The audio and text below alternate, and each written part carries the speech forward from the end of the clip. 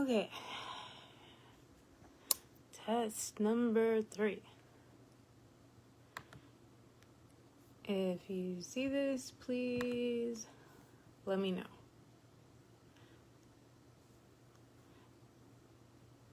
We will adapt and adjust.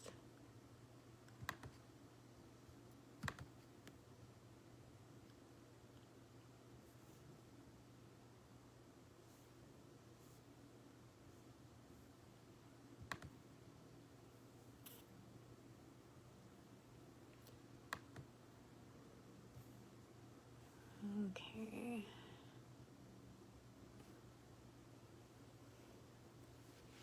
Let's see if I can.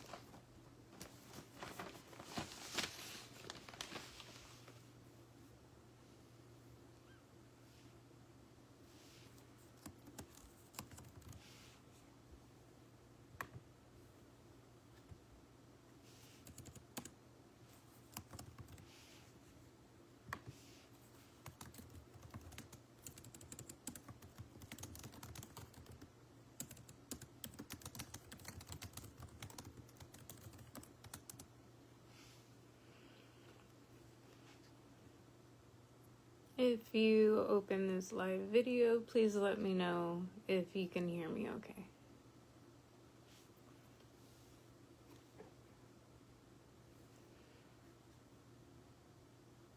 Guess we are doing a mic check. Mic check, mic check.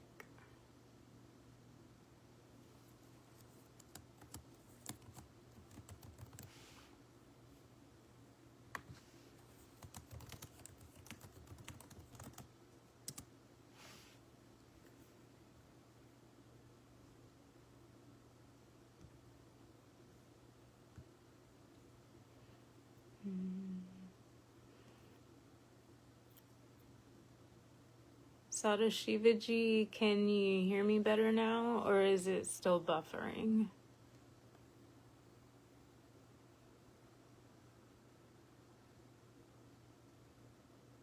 I switched rooms in the house, so I'm in the room with the router. So hopefully that works better.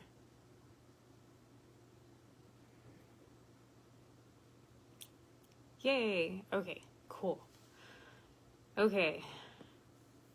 I think we're just gonna start from the top. So all these videos aren't jumbled because they probably will not make sense. And sorry about the angle. I'm like sitting on a fold out cushion and my table is kind of high up. So you're gonna see me moving awkwardly, but adapt and adjust. That is the name of the game. So welcome to weekly Yoga Vasistha Satsang. I hope everybody is doing well and healthy and staying safe, especially with this extreme weather. And we will start from the top again. Om.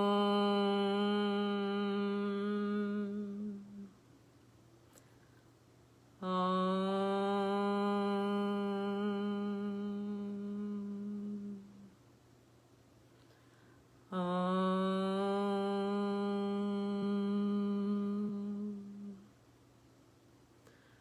Brahmanandam Paramasukadam Kevalam Jnanamurtim Dvandvatitam Gagana Sadrisham Tattvamasya Dilaksham Ekam Nityam Vimalamachalam Sarvadi Sakshibhutam Bhavatitam Traguna-rahitam Sadgurum tam namami Sadguru tam namami. Jai Ganesha, Jai Ganesha, Jai Ganesha, Pahimam, Shri Ganesha, Shri Ganesha, Shri Ganesha, Rakshamam, Jai Saraswati, Jai Saraswati, Jai Saraswati, Pahimam, Shri Saraswati, Shri Saraswati, Shri Saraswati, Rakshamam, Jai Shri Lakshmi, Jai Shri Lakshmi, Jai Shri Lakshmi, Pahimam, Jai Shri Lakshmi, Jai Shri Lakshmi, Jai Shri Lakshmi, Rakshamam, Jaya Guru, Shiva Guru, Hari Guru, Ram, Jagadguru, Paramaguru, Sadguru, Sham, Adi Guru, Advait Guru, Ananda Guru, Om, Chitta Guru, Chidgana Guru, Chinmaya Guru, Om. Om Tat Sat, Om Tat Sat, Om Tat Sat, Om. Om Shanti, Om Shanti, Om Shanti, Om. Om Shanti, Om Shanti, Om Shanti, Om. Divine blessings, everyone. My plan was to start with a section of the Art of Spiritual Living, the book that Guruji Swami Nikhilananda published last year. It is a wonderful book that you can find on Amazon, and it is actually a collection put together of several years worth of actually his social media posts and things that he talked about. So this is from the section, Chapter 9, The World is But an Illusion. And Guruji says, explore your experience of watching a movie. Your emotions experience diverse feelings of joy, sadness, anger, etc. Sometimes tears roll down your cheeks, while at other times you feel happy. Yet internally, you know the entire movie is only an illusion. It is all acting and unreal. You know this, yet you forget about all this illusion while experiencing the movie. Now analyze this deeply. Before the movie starts, all you see is the screen. No pictures, no sound, and all seems boring. As soon as the picture starts and the light is projected on the screen, names and forms appear. This is when your mind gets stimulated as you become absorbed in the experience, the drama.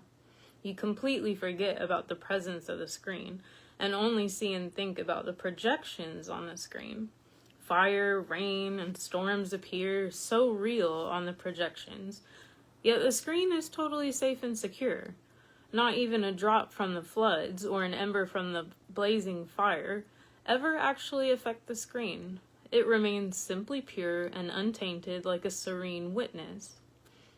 This example teaches you also about your life. The blank screen is your soul or your higher consciousness. The projections of your life are the movie. Your family, job, money, name, fame, entertainment, etc. are all the projections on the screen of your consciousness. Can there be any movie without a screen? No movie can project without the screen. Much in the same way, all your daily actions are simply the projections that are made possible due to the screen of consciousness. Spiritual effort is needed to understand this important teaching.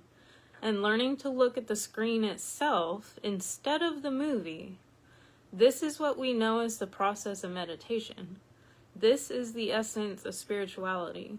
Unless we learn this important lesson, we are only at the surface level of our spirituality. Human life is an incredible blessing. Let us not waste our life in idle pursuits. And I thought that was a pretty appropriate entry into tonight's studies. And so tonight we're still on book 1, volume 1, Vairagya Prakarana, which is, wow, this is really high. Which means the section of dispassion. And we're on page 97, section 30, the request for spiritual instructions.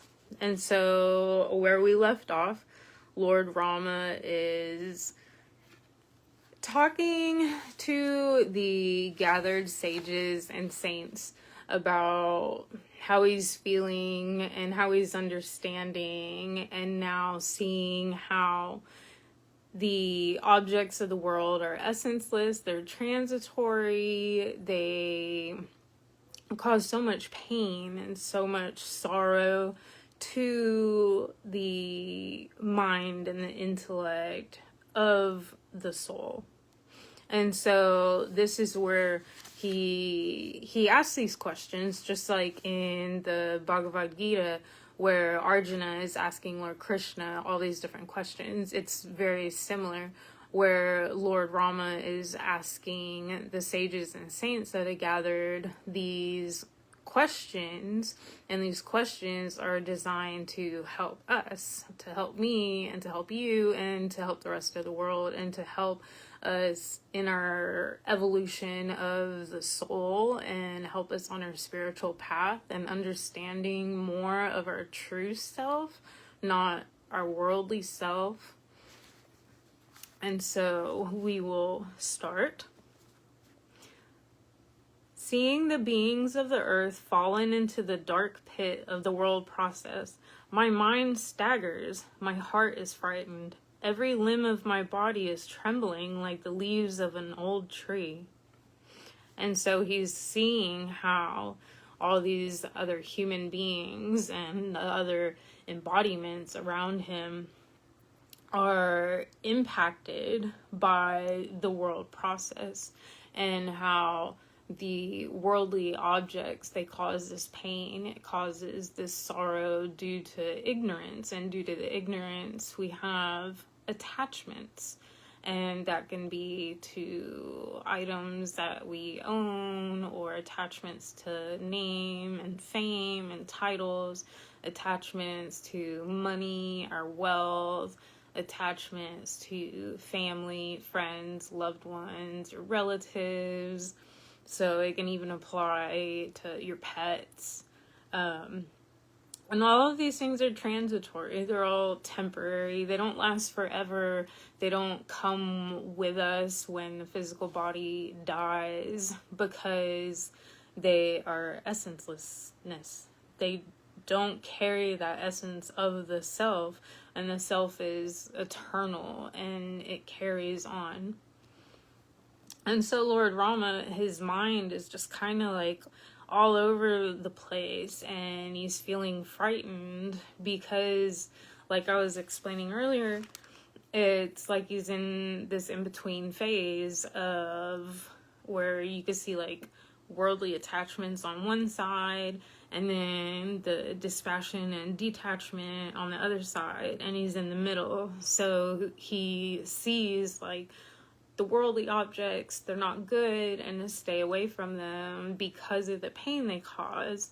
But he's starting to develop that intuitive vision and the understanding of, okay, I don't want these things, so how do I get to where my mind is settled? How do I avoid all these things that I'm witnessing trapping other people?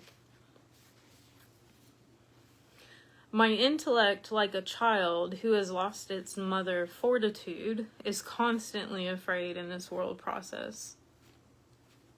And so the intellect, instead of being steady and at peace and the whole equanimity of mind and the balance of the mind, the intellect is it's afraid, and he's starting to use that critical thinking and that judgment of what is real and unreal and what is good and what is not good. Just as deer, driven by greed for insignificant grass, fall into ditches, so the thought waves of the mind, driven by the vain desire for the illusory pleasures of the world, fall into pits of mental distractions and experience immense pain.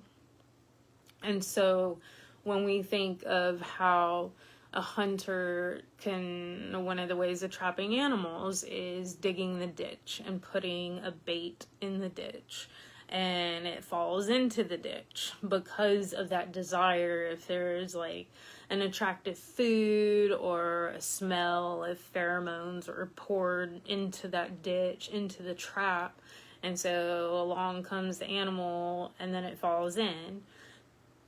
In the same way, our mind is like that. And so the world process is like the pit. It's like the trap. And then what's attracting the mind is the worldly desires, the objects of the world. And the senses are just out of control. And so here we come along and it's like, oh, I like that. And then we fall into the pit of the world process. And then we're stuck in this cycle. And this is how the mental distractions are, and the thoughts, and they're just distracted and they're jumping, and the term monkey mind is used. And so because of this, we experience immense pain, because it is painful and it can be frustrating when the mind is all over the place and not steady. The senses of a worldly man are directed towards the objects of the world. They are not inclined to the absolute reality, Brahman. Thus, the senses in a man are unable to help him out of the pit of the world process. And so the way our senses are designed for the human body and for our evolution, it's kind of like a puzzle that we're here to figure out. We all have these senses, but they're all external. They face external, they work external. And so you hear and you see, you smell, you taste, you touch. And so music, sights, or people are seeing good-looking people, or smells, really good smells of food, and then that triggers a sense of taste, and then you're eating, and then you have overeating, and you almost like food greed, overabundance of eating, and then it causes pain, a stomach ache, and then you feel horrible the next day. And so it just kind of, everything will snowball. And even hearing, if you think of, like, you just kind of catch the TV on in the background, and you hear a show or a movie that starts playing, and it sounds interesting, it piques the interest. And so that can distract you. And then before you know it, you've been sitting on the couch for 2 hours when you should have been doing something else. And so our senses, they are external. They're not designed to help us out of the world process. They are designed to keep us in the world process. And that is why for our spiritual practices, a big part of this is learning the art of meditation. And this takes consistent practice, a daily practice, and it takes a lot of patience. It is not a one and done within a week. You are good to go. You are reaching the heights of samadhi in a week. You learn to control the senses with meditation. You learn controlling your breath. You're controlling the mouth. You're controlling the nose. You're learning to not be distracted by sounds. You're closing your eyes so you're not distracted by things that you're seeing. You're wearing comfortable clothing. You're sitting in a comfortable posture so you're not distracted by shifting the body or some itchy fabric or something that's uncomfortable. It's all about quieting the senses, slowing down the senses. And one of the practices that I was explaining earlier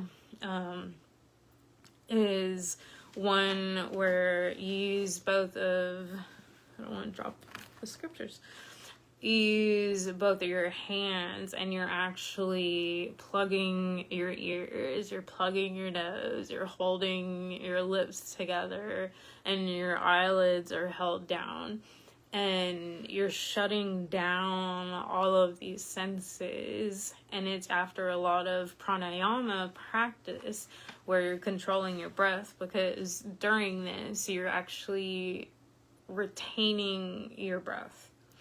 And so you can get into a deeper level of meditation and turning inwards by practicing this. Worry continues to abide with the soul like a faithful wife. It continues to abide in the heart of a person at all times. And so like a faithful wife, a faithful husband, a faithful partner, worry is also faithful. Worry is basically stuck to us. And so we all experience worry. And we can worry for multiple things, many different things. We can worry about the weather, natural disasters. We can worry about family or friends. We can worry about what happens if we get sick. We can worry about driving and we don't want to get into a car accident. Students can worry about final exams and they're wanting to get good grades, or a college prep, they're applying for different colleges and they're worried about impressing them and getting into the schools that they want to. And so there's worry is there, and that is one of the things that we have to learn to rein in and to control. And the more you're in your spiritual journey and going through this process, you start letting go of a lot of this worry that we carry. My intellect is like a tree in the winter season. It has shed the leaves of worldly thoughts due to frost of discriminative vision. But it still harbors a subtle taste for the objects through vasanas, subtle subconscious desires. And so Lord Rama is explaining that the discriminative vision is like a frost. And so when you're thinking of a tree in the winter and the frost gets on these leaves and can make these leaves fall, or the frost is on the ground. And so due to the frost, also known as discriminative thinking and discriminative vision, it helps shed those worldly thoughts because it's a development. Discriminative vision and thinking is a development that comes with dispassion. They go together, like those two are buddies.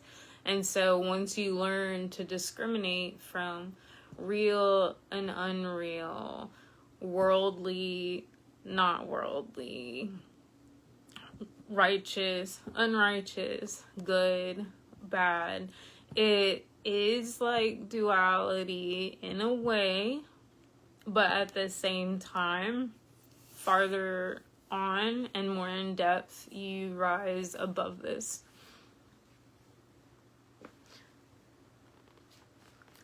But with discriminative vision, you could start thinking of things around you or things that you own and how they impact you directly in a day-to-day basis and practically, and how these things impact you, or if you're letting these things have control over your thoughts and your intellect. Is it judging your intellect? Are you having clouded intellect? And so Lord Rama is saying that he still harbors a subtle taste for the objects due to vasanas. And so the vasanas, those subtle subconscious desires that are deep, deep, deep, deep within us and have been with us for many, many human embodiments, those are the things that we are working to dig up. Those are the things we're working to burn up. And so it is because of that we still suffer. What is that vision with which the sages and liberated beings live and move in this world? And so Lord Rama is asking, how are these sages and the liberated beings, how are they living in the world? How are they moving in the world? Basically, how are they handling this? Because Lord Rama can see how they're more level-headed, and we can see people in the present that are liberated beings and enlightened beings and various sages and saints. And you can witness their level-headedness in various situations or events that are happening. And so Lord Rama wants to know, what is that vision that is making them live that way and move in the world that way? Because he wants that. These transitory enjoyments of the world are like poisonous snakes. How can they be useful and auspicious for the soul? And so the transitory enjoyments of the objects, he's wanting to know, like, how are these useful? How are these helpful to our soul? How is this going to help in my evolution to attain liberation, to diminish the sorrows and the pains of this world? And so earlier when I said, get ready for thinking, put your thinking cap on, this was why. Because I wanted to ask everybody, what transitory enjoyments can you think of that you have around you, maybe in your house, things that might be put away or things you use on a daily basis, these worldly objects, transitory objects? How can you implement these into your spiritual practice? And I want you to brainstorm and think of different ways how you can use stuff.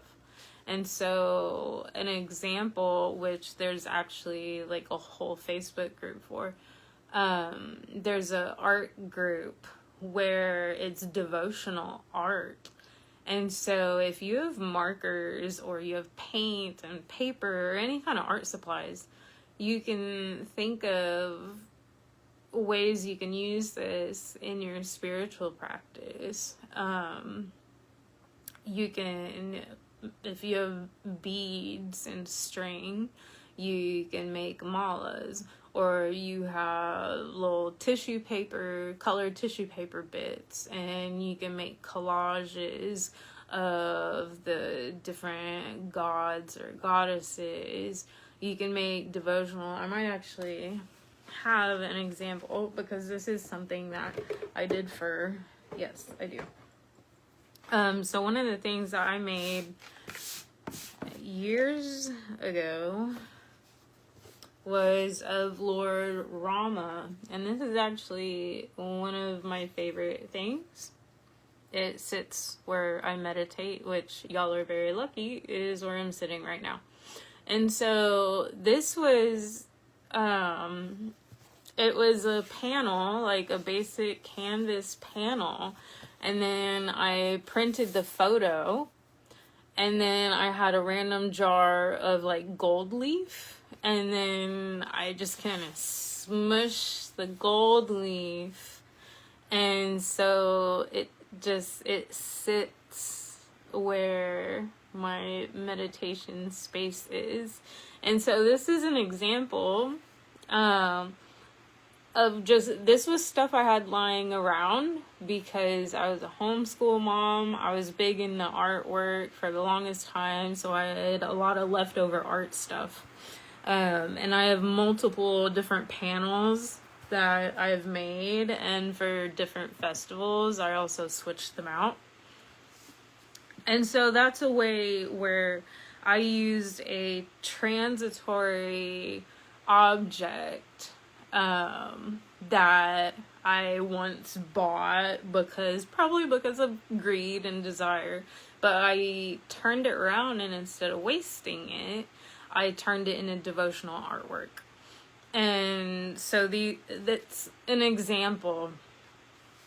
And so I want others to think about ways they can do that with different things. How can you take transitory enjoyments of the objects around you and turn them into something useful, turn them into something auspicious and supportive of your spiritual practice? How can this lake of intellect be purified when it is constantly being whipped up by the elephant of infatuation and is filled with the mud and aquatic growth of passion and desire? And I really like this mental image that comes to mind of the lake, and you have like all the different plants and algae and rocks and the sediment and the mud on the bottom, and then you imagine this elephant just kind of trampling through, and then it gets all stirred up and muddy, and then it takes a while for it to settle and calm down and the waters to become still and clear again. And so in the same way, that's like the lake of the intellect. Lord Rama's wanting to know, how can I purify this? How can I purify all of this muck? How can I purify the passion, the desire, the greed, the frustration, all these things that the humans experience? Because he doesn't like it. And I see Sadashivaji's comment, I have many statues and little things around my house that are constant reminders, as well as some bowls ring to keep my thoughts on God. Yes, our house is similar. When you walk in to our house downstairs, it's kind of, I have a lot of stuff.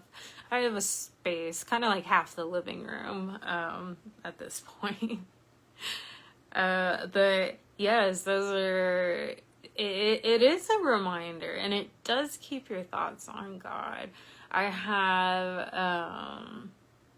Swami Jyotir Mayananda's daily calendars, and they're the perpetual calendars, so you can use them year after year, and each one of them has scripture verses, and then the other one is just miscellaneous quotes. And a fun fact about those is that Guruji actually helped design them, and if you look in the back of them, you'll see a really old picture of him.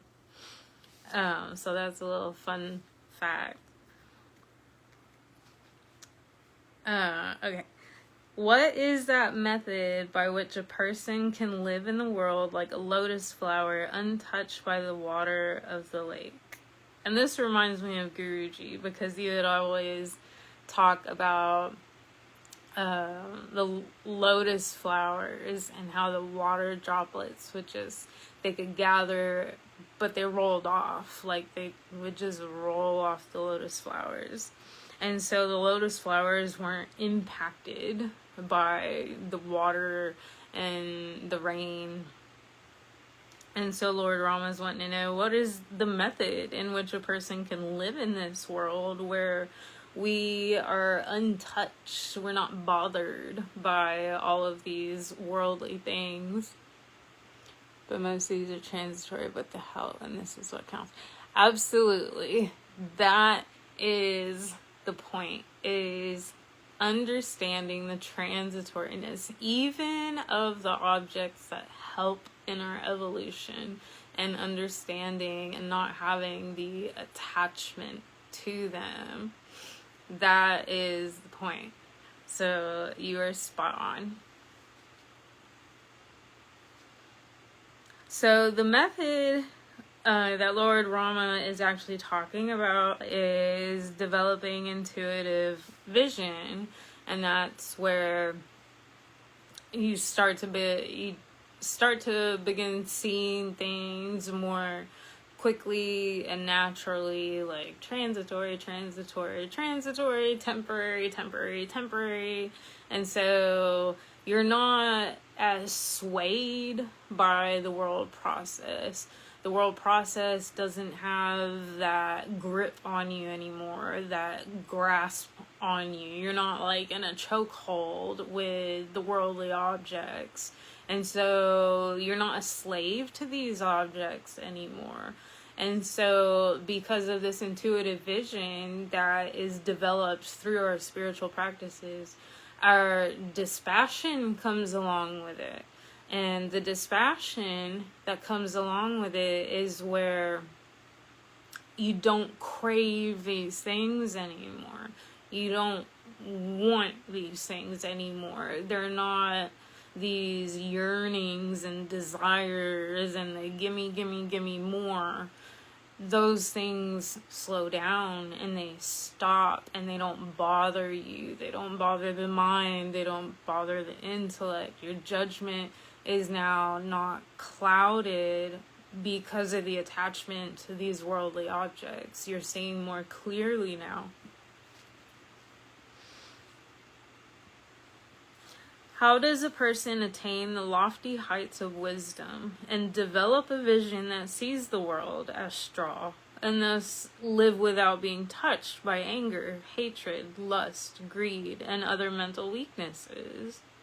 And this actually reminded me of how important our inner work is. And it is vital to this path that we are on, because if you're not doing all that inner work and you're just carrying around all the muck and junk in the heart and the muck and junk in the mind, there's not gonna be that true change. There's not gonna be that true evolution. It's all surface and it's all temporary. And so it's like the common example of people that are interested in renunciation, but they don't have the true understanding of renunciation. So what they think it is give everything up, get rid of everything, sell all their belongings, move out to the jungle or whatever, and they basically get rid of everything, and they think that they're going to last and live out there and meditate and everything's all good. But it's not, because once they get out there, they realize how uncomfortable they are. They start missing the worldly comforts, or they start missing people, or their loved ones, their family, their pets, their friends. They miss going to the movies, they miss shopping, they miss all these other things because the inner work was not done. And so the inner work is really important. And to do the inner work, which is purifying the heart and purifying the mind, we do this through our spiritual practice. From our spiritual practice, we purify ourselves.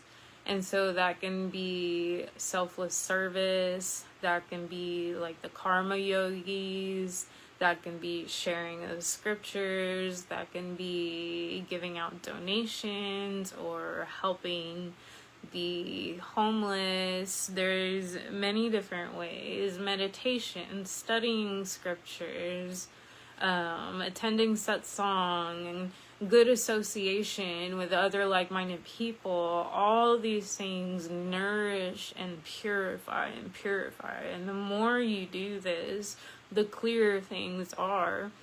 One of the things that I remember Guruji taught, I think it was a few years ago, in one of, I believe it was with Narada Bhakti Sutras, on one of those videos.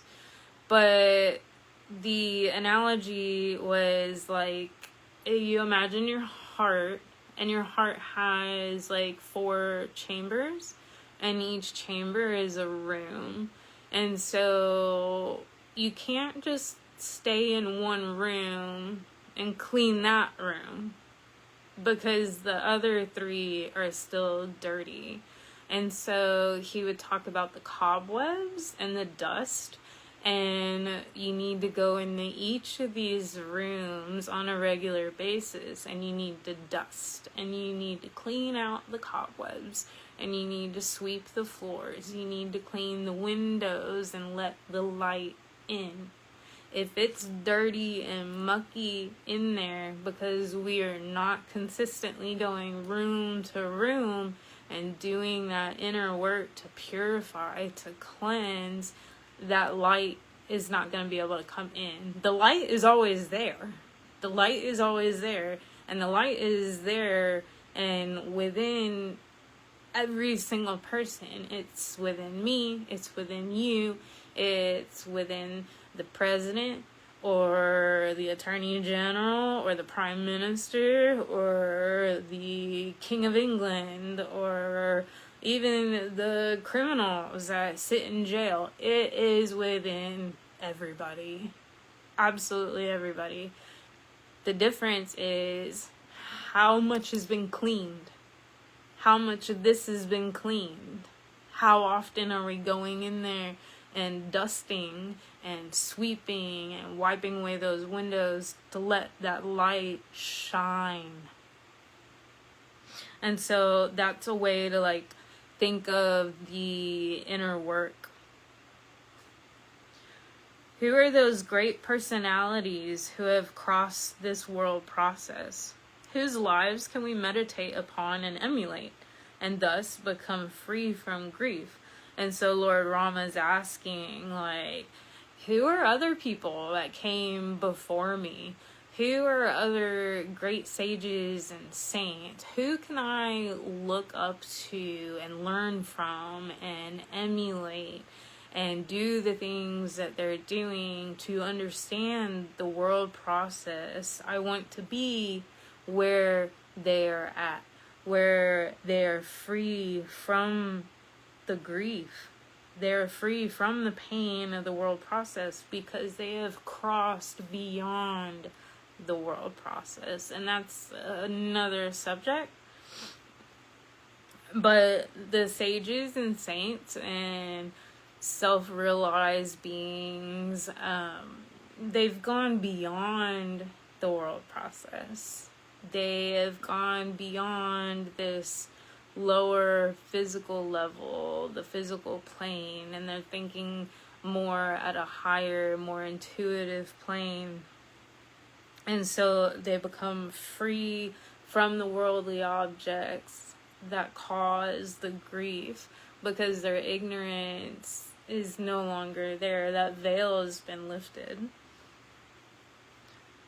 What is that liberation which is indestructible? O sage, please instruct me about the nature of the self so that I might gain an insight into the mystery of this creation. So he's asking, how can I liberate my soul? Please tell me, teach me the nature of the self so that I too can gain this insight and understand this world process, understand these feelings and these emotions. What is that liberation that is indestructible? And this reminds me of in the Bhagavad Gita, where Arjuna and Lord Krishna are discussing, and Lord Krishna is explaining the self and how it's indestructible, it's untouchable, it cannot be burnt, it cannot die, it cannot be harmed. And that is our true essence. That is our true self. That is where the focus and the realization needs to be, because what does get destructed, what does hurt, what does experience pain and sorrow and grief, it's not the self, it's the mind, it's the physical body, it's all these outer layers, the outer sheaths. It is not the inner core. It is not the essence of everybody and who we are. O great sage, please adopt any method to remove the impurities of my heart so that the moon of bliss may manifest deep within me. And Lord Rama, it's almost like, from me reading this, and I can feel and like hear like the desperation, and that it's amazing that Lord Rama at such a young age was at this level of thinking and really deep in the thought and gaining this wisdom and the willingness also. And he's asking, please, something, do something, show me the way, help me realize how to remove the impurities of my heart, because I don't want to feel this. I want to experience bliss. I want to know how to manifest that. I want to feel that height. What is desirable in this world? What is undesirable? What is neither desirable or undesirable? How can this restless mind assume the stability of a mountain? And this is where it makes me think of duality, where there's the like and the dislike and the aversion and the attraction, and you always have those pairs of opposites. You always have the duality. And then when you go beyond the pairs of opposites and you rise above the three gunas, that's where it is like the stability of a mountain. And you think of a mountain as so strong and it's so big and it's so hard to shake. And so to be at that height, you're not seeing things. You have the equanimity of mind, and so you don't see things as desirable or undesirable. You see things as it is what it is. This is the divine plan. I am letting it come to me. I am letting it happen. I am letting it flow. Now, obviously, we have to be practical in the world. We can't just sit back and rely on divinity, because that is ignorance to rely on divinity without any self-effort. But we can move and go beyond desiring things and not desiring things. And one thing that's always fascinated me, because my physical body went through so much health traumas and everything where I couldn't regulate body temperature. And one of the things in the scriptures is a tolerance of weather conditions. And so a tolerance of heat and cold. And so that's something that had been part of my practice personally. and learning to adapt and adjust and just kind of let it be and feel it, experience it, but don't put like an ick to it.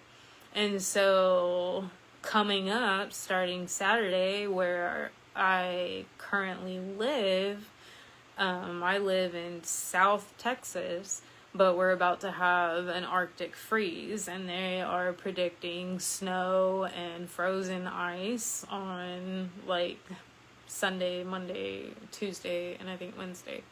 And so it's going to be a hard freeze. And I remember while I was incredibly sick and we went through a hard freeze a few years ago, and because I was so sick and I couldn't regulate my body temperature, I was so cold, and we didn't know like how to, like, the power grid failed for the whole state, and you could see your breath in your house, and it was an absolute disaster down here. But when you're so cold and you're in so much pain and you're frazzled and your mind is just everywhere, like you get really angry and you get really frustrated. And so since that event, that's kind of what triggered, like, okay, I would like to focus on weather and trying to handle these cold temperatures and the hot temperatures, because in South Texas you get triple digit summers where we can get to 105, 110, 115 degrees with the heat index because the humidity levels are so high. And so during our summer down here, it's actually very similar to the summers over in southern India, because they have the high humidity level, and so the heat index is really high. And so it's like a really tropical kind of climate. And so learning how to adjust and like go outside and don't dislike the heat, but experience the heat and keep the mind calm. And so with the cold weather coming in, it'll be another practice of don't get frustrated. Keep level-minded no matter what happens. If the power grid fails, it fails. Don't get mad. Adapt, adjust, breathe. And so that's just kind of like a personal example of working on the opposites, desirable, undesirable. Because when you're really cold, you desire the heat and the warmth. But then when you're really hot and sweaty, you desire the air conditioning and fans and cool weather. And so you're always kind of flip-flopping and not really happy, because guess what? We don't find our happiness in the weather. How can this epidemic, this chronic disease, this world process, which gives rise to numerous afflictions, be controlled and cured? And so he's giving the name, like, the world process, everything that the soul is living and going through in this human embodiment with everything around us and the environment. He's calling it an epidemic, a chronic disease, because it just keeps going, it keeps going, and it keeps going. And it gives rise to numerous afflictions, and so pain and sorrow, grief, suffering, anger, anxiety, stress, mental conditions, so many different things. When will the bliss of self manifest in the firmament of my heart? O Lord, you are the best among the knowers of Brahman. You are the highest among the men of goodness. Please impart to me that instruction which will enable me to attain fullness of perfection, and thus eradicate grief from my consciousness. And so he is it kind of rounds back out because he's in front of the sages and saints, and sage Vasistha, sage Vishwamitra, Narada, Vyasa, the celestial beings, and he's in the court of King Dasharatha. And so he's looking to all these men of goodness, these higher ups, the people of the court, the people of the kingdom, the sages and saints that are realized beings, and they have this wisdom, they have this knowledge, they live this life. And so he's asking, when will the bliss of the self manifest in my heart? How long will it be? What does it take? And that's kind of rounds out this section that we've been discussing this evening, where he's requesting for spiritual instructions. He is, like I said earlier, like I can feel that desperation in Lord Rama, where he is just done. It's like, I'm done. Just please tell me what to do. I don't want to feel like this anymore. Just please help me. And so that ends the section 30. And then next week, the section 31, titled Spiritual Questions. And we will go over that. And those are more questions that Lord Rama is asking the sages and saints about how they live and exist and walk amongst all the worldly objects. And how do they, basically, like, how do they not avoid, but in a way, how do they avoid the attachments, and how are they avoiding getting caught up in the world process? And so that'll be for next week, Satsang, and I will update on that because of the inclement weather that we're expecting down here. I know during the last hard freeze that we had, my phone completely would not work. Everyone's cell signals weren't working because of the towers. So there's no Wi-Fi or anything like that. So I will update y'all on if we will hold Satsang or not. And if not, then we'll just carry on for the week after. And if we do Satsang next week, I actually have a neurology appointment where I will have an electrode cap placed on my head for 3 days, and so y'all will see me with that if they don't cancel my appointment. It's a test that we've been waiting on for a very, very long time, with an incredibly good neurologist in the area. So I'm fine. Some of y'all know, but many of you might not. Because of how sick I got several years ago, I also developed seizures, and I've had seizures for 4 years, and I've been treated for the seizures for the past year, with rescue medications, and then the seizures have increased over the past few months or so, gotten more intense and everything, and more frequent and stuff like that.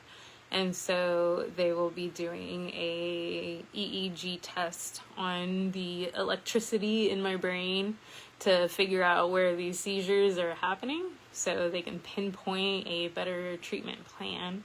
So I might look goofy, but I'm okay. I'm fine. I'm safe. I manage. I adapt. I adjust. It's nothing new in my life. It's a big part of what Guruji Swami Nikhilananda helped me with was learning how to adapt and adjust to the health conditions that my physical body was left with after being so sick, and then just keep on going and learning to balance the mind with adversity and prosperity as it comes along, and just go with the flow. So he is always with me in heart and in spirit, and he will be with me for all of this, and all the lessons he taught has benefited my life in so many numerous ways. It is countless. He just kind of lives like the little voice in my ear, in my head, 24/7. So I know that he would be very, very happy to know, because we had discussed these tests and everything. So he'd be happy to know that it is getting done and getting handled. So I'm fine. I might look goofy, but I'm fine. I'm safe. I'm not too worried or stressed out. It is what it is, and I just go with the flow and adapt and adjust, because that is what we do. So I had written down some things that I wanted y'all to think about after today's video. So I'll go through them. How can we use the things around us to elevate our soul and support our spiritual practices? And so, like the artwork example that I gave, try to come up with some other things or the same thing. What are just ways you can support your spiritual practice, even if it's like doing chores around the house, and you could be listening to mantras or doing mindful meditation while cleaning. One of the things that I like to do with cleaning is of thinking of it not as my house, but as God's house. And so it's part of my duty to keep it clean, and to do the best that I can in that area. And so instead of looking at chores as something to not want to do, it's more enjoyable, because you're not doing it to glorify yourself. You're doing it for God. You're doing it as part of your duty. Another one is, how do we live in the world yet be untouched by it? And so what are ways that you can live in the world and not be bothered by things around you? So like if you get caught in traffic by a train, or there's someone that's just a reckless driver on the road, because there is a lot of road rage. What are ways that you can be in these moments, but you're not affected, you're not impacted by them? And so try to think of some examples for that. How does one reach the heights in the mind where it is no longer clouded by anger, jealousy, lust, greed, etc.? And so what are ways that we can work to train the mind? Because that's basically what we were doing. And we can do this through different practices. And Lord Rama he was asking the other sages and saints that he wanted to be inspired by. And he's asking those questions to help us. He's wanting to know how to remove the impurities of the heart. And so it it's good for us to think about purification processes, and sometimes this is not what sometimes people get the wrong idea of purification processes, but if you think of it kind of in a like a modern way, it's like when people go to therapy or they see a counselor, they're pretty much doing the same thing. They're purifying the heart and mind. They're working through all that muck and dust and junk and everything, to better find themselves. And so think of ways that you can work on purifying your heart. Are you able to do selfless service? Are you able to sign up for some community service programs or go volunteer at the homeless shelters or the food banks?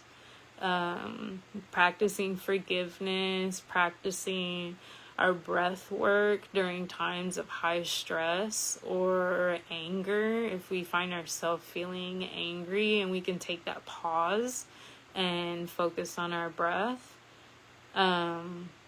If we struggle with negative thinking, we can practice more positive affirmations of the self, because you can train the way you think to an extent, in respect to various medical conditions where it's not as simple. But practicing affirmations and doing positive affirmations, like in the morning to start your day, and that kind of sets the foundation for the day. Good association with like-minded people, your meditation practices, and studying the scriptures. And that can be any scriptures. I study our scriptures, the Bhagavad Gita and Yoga Vasistha and Narada Bhakti Sutras and Patanjali, but I also study and read the Bible, because I was raised Christian. And so I do have a lot of background history with that. And then other scriptures and writings and books and articles that are written by various sages and saints and things like that. And we can also purify by even diving into like the world of psychology and understanding more about the mind and how it works, and science and our health and gray matter. And it all this is where the integral yoga comes into play, because you're looking at all these areas of life and you're putting them together like a puzzle, and all these puzzle pieces are supportive of who you are and your journey and your spiritual evolution, and getting closer and closer to your true essence, the true self, and uniting with God. And so think of ways that in your life, that what are opportunities that you might have. And then you can comment those, or you can message those, or you can post them in our group and share those with each other. I would love to see brainstorming. I know a lot of us are struggling right now. There's a lot going on. But I'm always here. I'm always available to talk. So just reach out if you need me.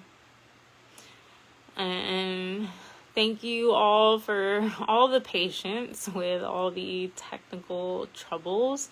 It seems that everything works a lot better from where I'm currently sitting. I guess I needed to be closer to the router. Let's see. who was here. Not many people here because the time, but that's okay. Sada Shivaji, thank you so much for your support.